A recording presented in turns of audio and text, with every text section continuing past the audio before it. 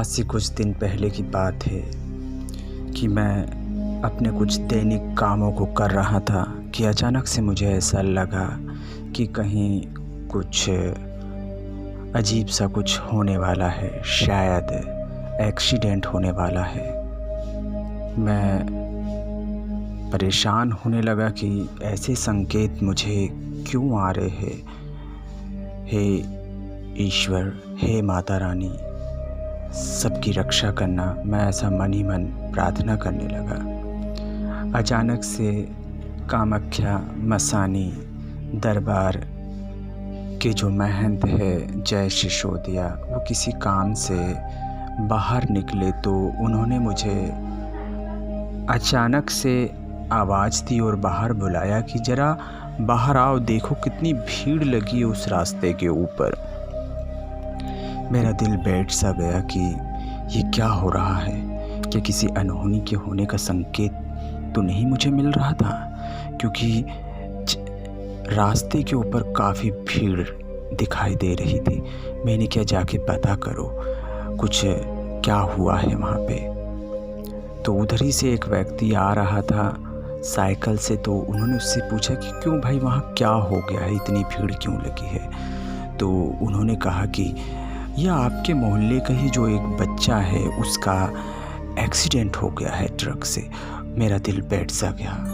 और जब उसने उस परिचित परिवार का नाम बताया तो उस बच्चे की छवि मेरी आंखों में तैरने लगी। मुझे सहसा सब याद आने लग गया कि वो कैसे मंदिर दरबार में आता है, कैसे माता के जयकारे लगाता है।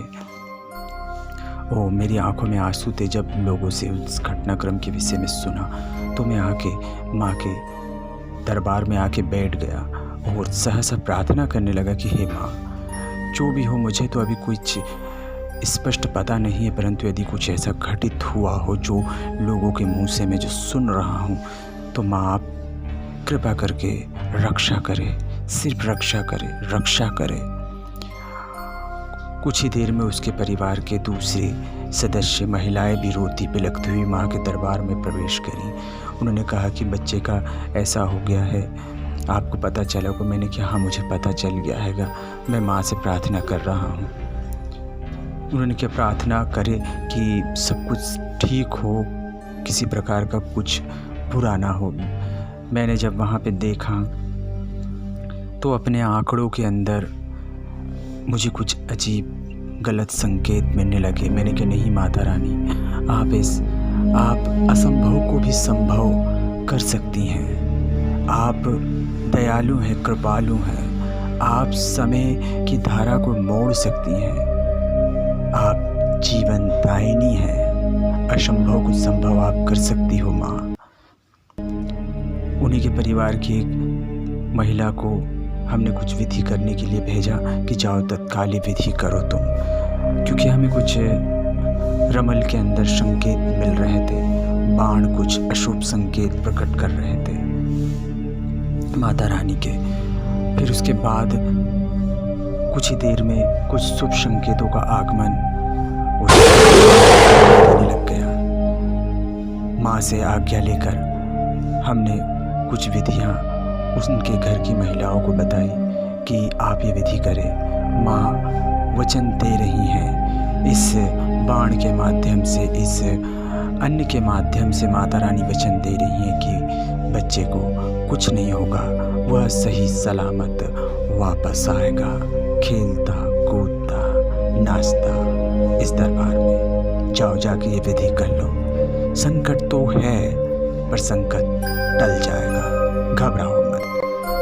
इसके बाद उन्होंने घर जाके वो विधि करी। उसके परिवार से जो लोग उसे लेके हॉस्पिटल गए हुए थे, उनका भी फ़ोन मेरे पास आने लगा। मैंने कहा बिल्कुल मत घबराइए, मैंने माँ से अर्जी लगा दी और माँ ने वचन दे दिया है कि वह रक्षा करेंगे, उन पर छोड़ दीजिए, आप सिर्फ प्रार्थना कीजिए।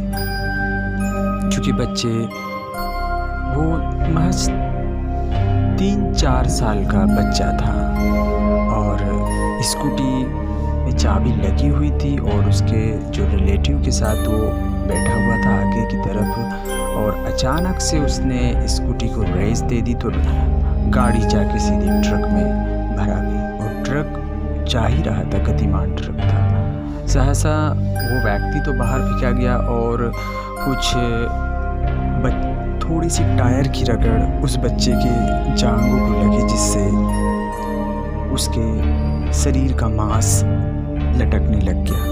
काफ़ी खून बहा, बहुत सी दिक्कतें, मैं बता नहीं सकता, मेरे रोंगटे खड़े हो रहे हैं इस घटना को बताते हुए। पर मेरी माँ के दरबार में चमत्कार देखा है। जब माँ का दरबार लगा तब उसके घर के लोगों ने फिर से माँ से अर्जी लगाई कि अब तो माँ स्वयं साक्षात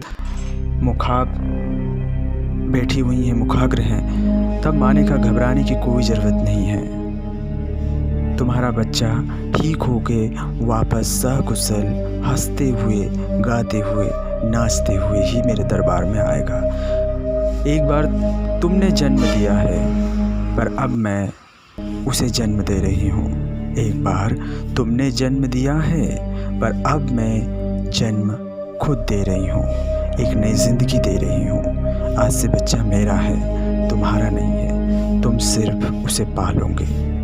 मैं उसे एक नया नाम भी दे रही हूँ, कृपांश। ये कह के माँ ने कह दिया कि बस अब आप बिल्कुल चिंता ना करें। किसी ने उनके परिवार को बताया कि आप महामृत्युंजय का जाप करें, इससे सब ठीक हो जाएगा। तो उन लोगों ने माँ से कहा कि क्या माँ हम ये जाप करा सकते हैं? तो माँ मसानी ने कहा कि क्यों नहीं करा सकते हैं, करा सकते हो, और ये जाप मैं खुद स्वयं करूँगी। दूसरे दिन उनके घर के कुछ सदस्यों ने हवन की पूरी व्यवस्था करी और माँ ने खुद स्वयं आकर महामृत्युंजय मंत्र का जाप करके कुछ बाणों को और भभूत को सोर फेंक दिया और कह दिया कि जाओ, अब आज के बाद पीछे मुड़ के मत देखो, तुम्हारा बच्चा सकुशल 2.5 माह के भीतर वापस आ जाएगा, सारे ऑपरेशन उसके सफल हो जाएंगे, ये उन्होंने कहा। माँ की एक एक बात अक्षरशः सिद्ध हुई है। 2.5-3 माह बाद वो बच्चा एक दिन अचानक ही, मैं अपने घर में ही बैठा हुआ था और कुछ काम कर रहा था, मुझे नहीं पता था कि वो आया है। वो अपनी दादी के साथ अचानक से वैसे ही नाचते गाजते, जैसा मस्ती करते हुए पहले दरबार में आता था, वो आया और अचानक से उसने आते ही मुझसे कहा जय माता दी। मैं चौंक गया।